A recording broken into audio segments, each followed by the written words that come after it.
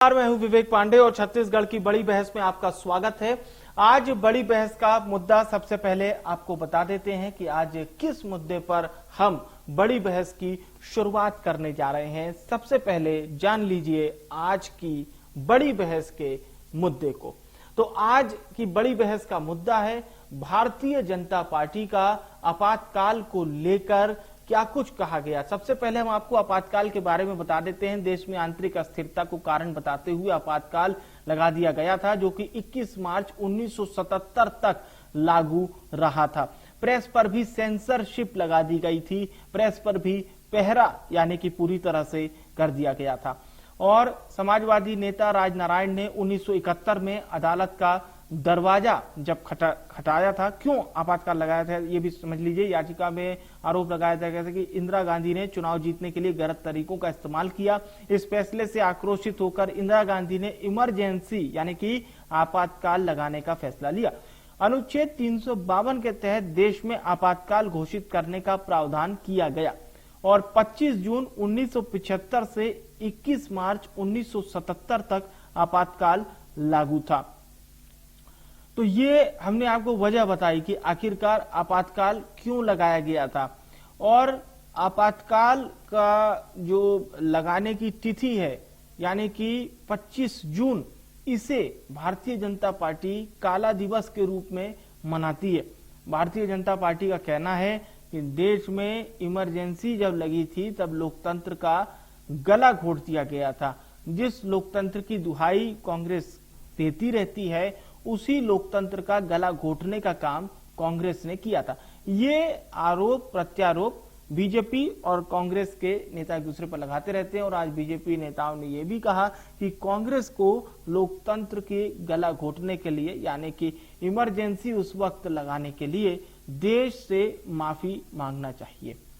तो इसको लेकर कई कार्यक्रम भी आयोजित हुए और भारतीय जनता पार्टी ने इसे काला दिवस के रूप में संज्ञा दी है। इसे काला दिवस के रूप में भारतीय जनता पार्टी मना रही है। इसे लेकर तमाम बयानबाजी भी हो रही है और जिसे लेकर तमाम बड़े नेता बयानबाजी कर रहे हैं। तो लोकतंत्र की वो काली रात कही जाती है जब इंदिरा गांधी के मंत्रिमंडल की सिफारिश पर आपातकाल लगा दिया गया था। उस वक्त तत्कालीन राष्ट्रपति थे फखरुद्दीन अली अहमद, जिन्होंने आपातकाल यानी कि इमरजेंसी की घोषणा की थी। देश में आंतरिक अस्थिरता को इसका बड़ा कारण बताया गया था।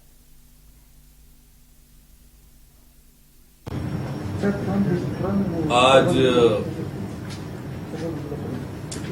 आपातकाल का काला दिवस भारतीय जनता पार्टी सभी जिला मुख्यालयों में मना रही है। जिस प्रकार से संविधान को बंधक बनाने का काम इंदिरा गांधी ने किया था, आपातकाल लगाकर 21 महीने जिस प्रकार से लोगों के नागरिक अधिकारों का हनन करके तानाशाही दिखाई थी और हजारों लोगों को जेल के अंदर डालने का काम, न्यायपालिका, मीडिया, सबकी स्वतंत्रता का हनन करने का काम और देश के लोगों को प्रताड़ित करने का काम कांग्रेस पार्टी इंदिरा गांधी की सरकार ने किया था, वो वास्तव में देश के लिए काला दिन था। और किस प्रकार से अत्याचार, अनाचार इंदिरा गांधी और कांग्रेस की सरकार ने किया था, इसकी जानकारी लोगों को हो और दोबारा कोई इस तरह की हिम्मत न कर सके, इसलिए भारतीय जनता पार्टी आज सभी जिला मुख्यालयों में आपातकाल का काला दिवस मना रही है। वो तो घोषित था और इंदिरा जी में इतनी साहस थी, उन्होंने घोषित किया। गलत था, सही था, इतिहास उसके परीक्षण कर रहे हैं। और लेकिन अभी जो 10 साल की जो सरकार है वो तो अघोषित इमरजेंसी है। चाहे वो मीडिया हो, चाहे वो राजनीतिक दल हो, चाहे वो किसान हो, कोई भी वर्ग हो, यदि सरकार से सवाल पूछे तो उसके खिलाफ कार्रवाई हो रही है, उसको जेल भेजा जा रहा है। दो मुख्यमंत्री जेल भेज दिए। जितने भी 95% जो ईडी की कार्रवाई है विपक्षी दल के नेताओं के खिलाफ हुआ है। दूसरी बात यह है कि मीडिया के लोगों के खिलाफ भी कार्रवाइयां की गई है। कितने लोगों की जानें चली गई, कितने लोगों की नौकरी छूट गया। और चलिए इस वक्त दो खास मेहमान हमारे साथ हैं। कृति स्वर्णकार जी हैं, बीजेपी प्रवक्ता, संदीप दुबे जी हैं, कांग्रेस प्रवक्ता। संदीप जी, आपसे शुरुआत करते हैं। भारतीय जनता पार्टी कह रही है कि कांग्रेस को माफी मांगना चाहिए। जो 1975 में जिस प्रकार से इमरजेंसी लगा दी गई थी, इसे लेकर माफी मांगना चाहिए कांग्रेस को। पहला रिएक्शन संदीप जी। पहलू बता देता हूं जी कि संविधान बना जी, इसके लिए एक चैप्टर 18 बना, जिसमें संविधान में आर्टिकल 352 से 362 है, जिसमें इमरजेंसी लगाई जा सकती है पूरे देश में या किसी भाग में। साथ साथ जो है आर्थिक इमरजेंसी भी है, और इसमें क्रियान्वयन कैसे कैसे होगा, आपका जो राइट टू लाइफ जो आर्टिकल 21 भी रोका जा सकता है, 19 व्यापार करना भी रोका जा सकता है। इस प्रकार की बहुत सारी बातें हैं। अब इसमें दो तीन बात मैं आपको जल्दी से बता दूं कि उस समय की जो स्थिति थी, मैं तो बहुत छोटा था, 5-6 साल का, तो मैं उस स्थिति को नहीं समझ सकता, लेकिन मैं जो अपने ज्ञान अर्जित किया हूँ, बुक से पढ़ा हूँ, और भाजपा द्वारा लिखित बुक भी पढ़ा, जो आरएसएस के लोग जो बुक प्रकाशित करते हैं। तो इसमें उस समय की जो आंतरिक हालत थी, गुजरात में जो नव निर्माण आंदोलन चल रहा था, साथ ही साथ जो है जयप्रकाश नारायण का समाजवाद का आंदोलन चल रहा था, जिसमें लालू प्रसाद यादव, मुलायम सिंह यादव और अन्य लोग थे। इसी प्रकार से जो पश्चिम बंगाल से कम्युनिस्ट लोगों का आंदोलन चल रहा था, और उस बीच में एक केंद्रीय रेल मंत्री मिश्रा जी थे, उनको बम विस्फोट से मार दिया गया।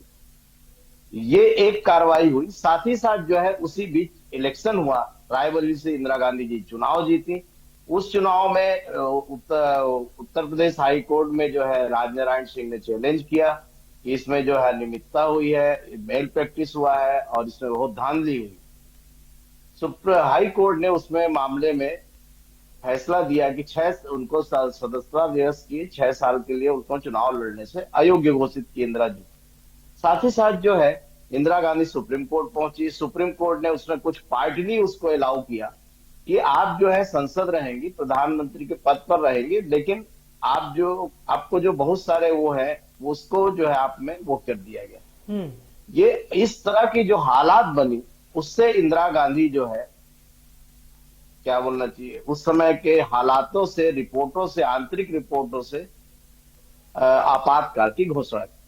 अच्छा। अब जैसे भूपेश बघेल जी ने कहा कि वो सही था, गलत था, ये तो अब इतिहास में है, सबके सामने है, कौन भोगा, किस प्रकार से भोगा। कई लोगों का कहना है कि बहुत अच्छा था, कम से कम ब्यूरोक्रेट्स ऐसे कर दिए थे कि माफिया और गुंडे उस समय जेल में थे, डरे हुए थे, और भी अन्य प्रकार की कई बातें होते रहते। लेकिन भारतीय जनता पार्टी और आरएसएस ने जो नैरेटिव सेट किया, सिर्फ एक बात को लेके कि इंदिरा गांधी उस समय जो है मीडिया के ऊपर रोक लगाई और हमारे अधिकारों का हनन की, इनके अलावा कोई नहीं कहता।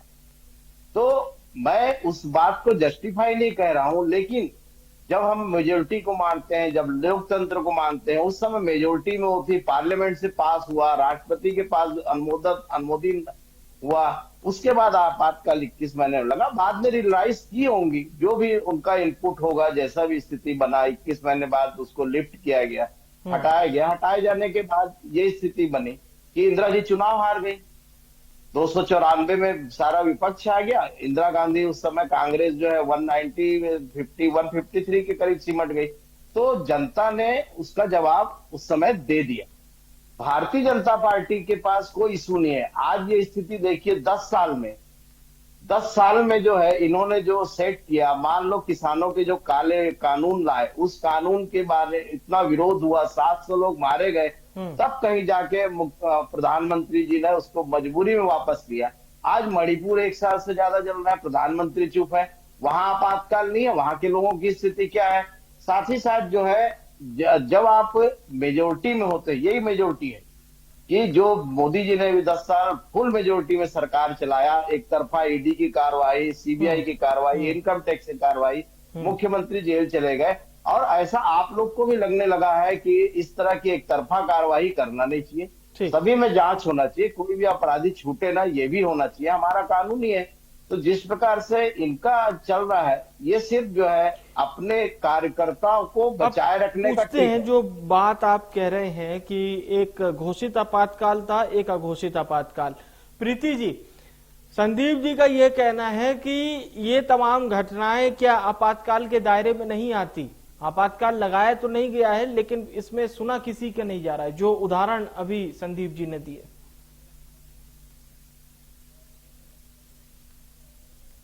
प्रीति जी, आवाज पहुंच रही है आप तक? कुछ समस्या हो रही है, शायद टेक्निकल एरर है, प्रीति जी तक आवाज नहीं पहुंच पा रही है, उनका वीडियो भी शायद चल नहीं रहा है। चलिए संदीप जी के पास ही एक बार फिर से लौटते हैं, क्योंकि अन्य हमारे पास मेहमान प्रीति जी हैं। तो संदीप जी, आपने कहा कि एक घोषित आपातकाल है और एक अघोषित आपातकाल है। आवाज आ रही है? नमस्कार। हाँ जी, जो बात हो रही है वो 25 जून को लेकर हो रही है। हाँ प्रीति जी, आवाज आ रही है आपकी, बोलिए। मेरी आवाज आ रही है? जी जी जी, बोलिए। हाँ हाँ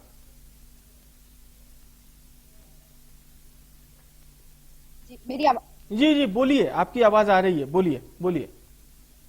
जी जी, जैसे 25 जून का जो आपातकाल था, उन्होंने सिर्फ अपनी सत्ता को बचाने के लिए, अपने आप को बचाने के लिए क्या, जैसे इंदिरा गांधी जी प्रधानमंत्री रहते हुए, जी, जैसे 25 तारीख का जो आपातकाल था, जो रातों रात ऐलाने हुआ है कि 25 तारीख को उन्होंने जो आपातकाल लगाया, इसके लिए किसी को संभलने का कहीं मौका नहीं मिला था। इन्होंने जानबूझ के लगाया, अपने आप को सत्ता में बनाए रखने के लिए किया ये सब उन्होंने। जैसे हर दिन अपने आदरणीय प्रधानमंत्री इंदिरा गांधी जी हर दिन अपने कार्यालय में जाती थी, वहां पे हस्ताक्षर करने का रहता है, वहां पर अपना साइन करती थी, हर दिन का अपना उपस्थिति देती थी। लेकिन जो हाई कोर्ट का जिस दिन फैसला आना था, प्रीति जी, आपका ऑडियो साफ नहीं आ रहा है अभी, हमारे दर्शक उसे सुन नहीं पा रहे।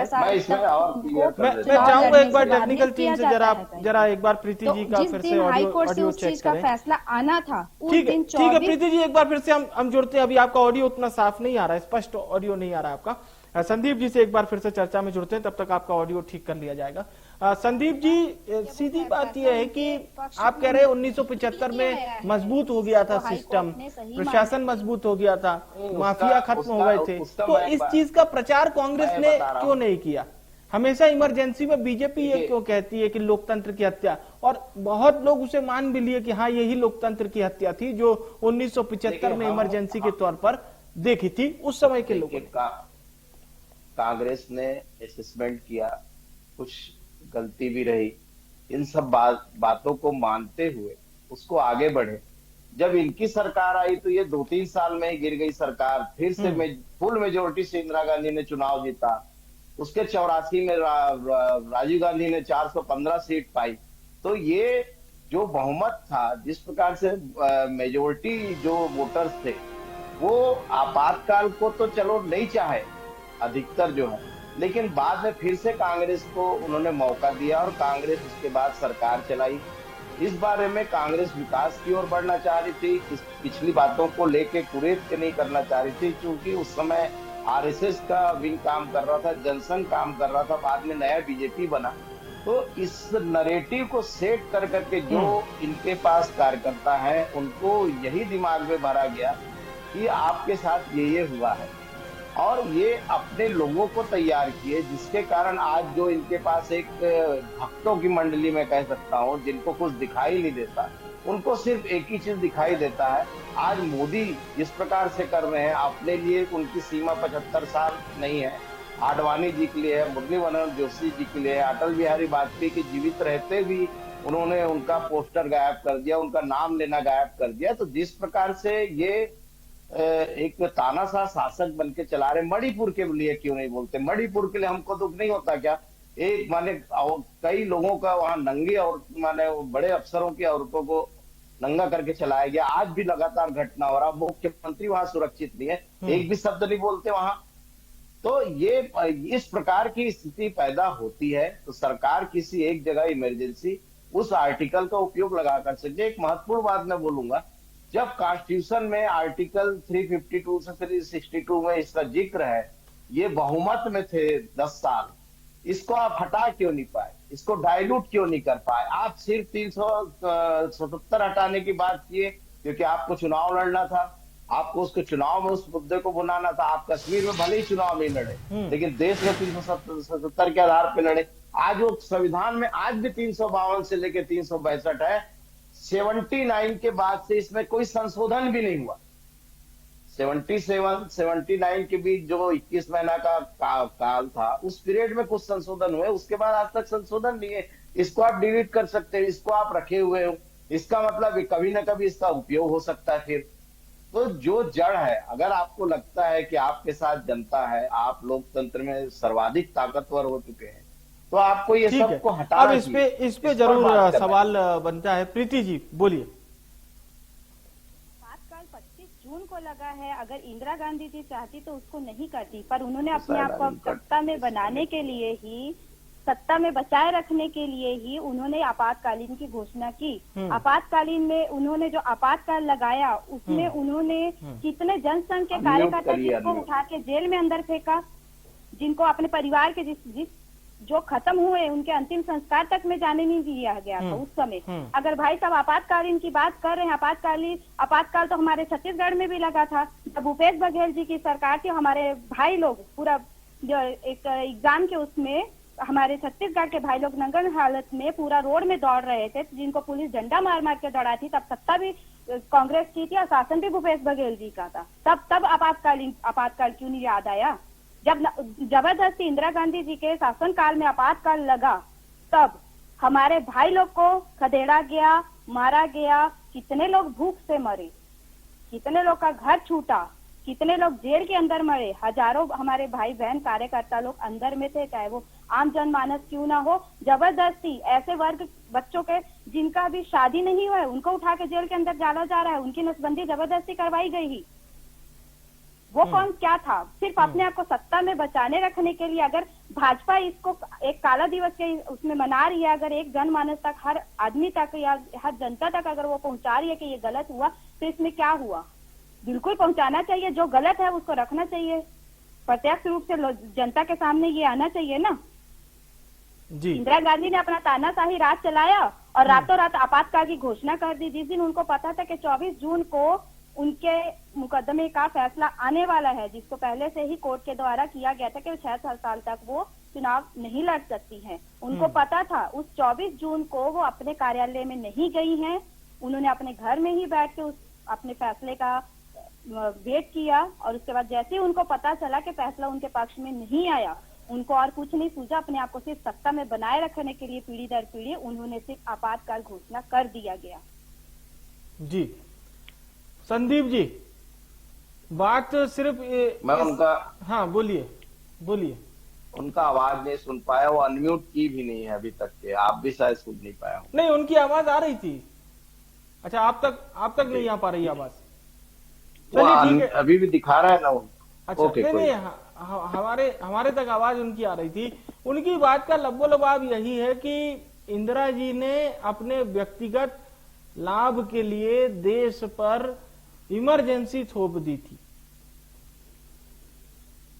मैं फिर से बोल रहा हूं, भारतीय जनता पार्टी अपने कार्यकर्ताओं को एक साथ रखने के लिए इस प्रकार का दुष्प्रचार कर रही है। आप बताइए, इंदिरा जी ने पाकिस्तान के 2 टुकड़े किए, अटल बिहारी वाजपेयी ने उनका दुर्गा माँ की उपाधि दिए, उस पर ये क्यों बात नहीं करते?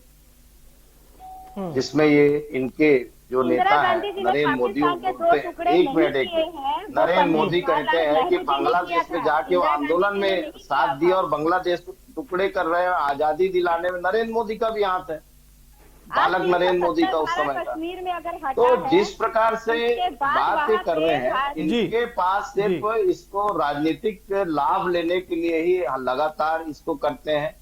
आज मीसाबंदी के नाम से इनको पेंशन लेना है पूरे देश में, ये पब्लिक मनी है, इस प्रकार से बांटा नहीं जाना चाहिए।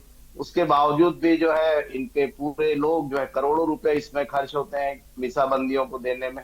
हमारी शासन ने इसको बंद किया, हाईकोर्ट ने कह दिया चालू करो, तो अब इन्होंने चालू भी कर दिया है। तो खैर वो तो अलग बात है, लेकिन आप मणिपुर में जवाब कब देंगे? आप छत्तीसगढ़ का जवाब कब देंगे? जिस दिन हमारे भाई नंगन परिस्थिति में, नंगन हालत में रोड में दौड़ रहे थे और छत्तीसगढ़ की भूपेश सरकार की पुलिस उनको दौड़ा दौड़ा के मार रही थी, उस दिन क्यों याद नहीं आया है? क्यों हमारे भाई लोग? प्रीति जी, उस बारे में इसमें मैं नहीं बोलना चाहता, क्योंकि वो भी भारतीय जनता पार्टी का साजिश था। क्योंकि मैं उस प्रकरण में खड़ा हुआ हूँ, मेरे पास डायरी था, उस समय मैं उप महाधिवक्ता था। तो उस बारे में आप तो मैंने बड़ी जांच आगे चली रही थी कि सरकार चेंज हो गई, अदरवाइज इससे बहुत बड़े लोग के नाम उजागर होते, क्योंकि वो 6 के 6 जो होते बिलासपुर शहर के। हमारी बहनें, आप मणिपुर की बात करिए कि मणिपुर में प्रधानमंत्री जी को एक शब्द क्यों नहीं बोलते? एक लेडीज के लिए अपने बाल को, चलिए तो समझा यही जाए कि अपने अपने सवाल हैं, अपने अपने उस चीज को लेकर जवाब है। मैं बहुत बहुत शुक्रिया करूंगा प्रीति जी और संदीप जी का हमारे साथ इस खास चर्चा में भाग लेने के लिए। आप दोनों मेहमानों का धन्यवाद। देखिए, संविधान पर चोट करना, संविधान पर इस चोट के आरोप लगाना बहुत आसान है, इसे साबित करना बड़ा मुश्किल है।